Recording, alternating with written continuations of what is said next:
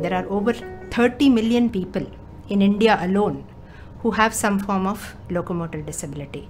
Less than 5% have access to assistive devices, which is terrible, really.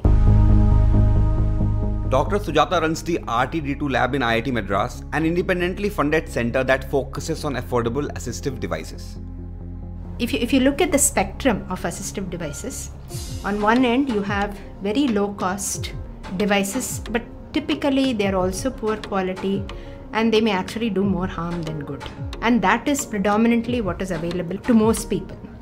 And on the other end of the spectrum, you have really high-tech devices, because most of the R&D happens in those, because those are the fun problems to solve, bionic arms and legs. But most of those are not even accessible even to people in Western countries.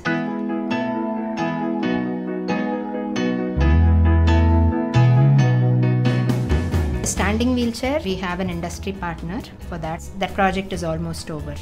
NeoMotion is a startup that we co-founded from our lab. We have several units out there. Long-term trials are going on. We are just preparing for large-scale production. It's important to understand here that what Dr. Sujata achieved in a short span of time could not have been possible with just student projects alone, and actually did need an independently funded lab like RTD2 that could say afford to hire graduates interested to work in this area.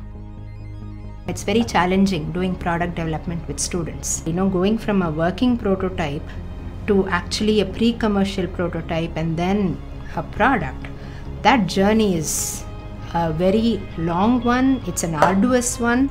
Every student wants to do a new project.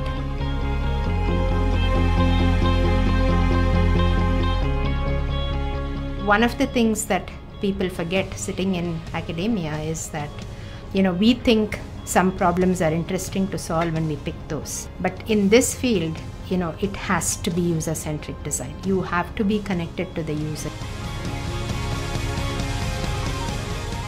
I can have a lot of nice prototypes in the lab. It's great for making presentations, but really if I want to impact, it needs to go to market.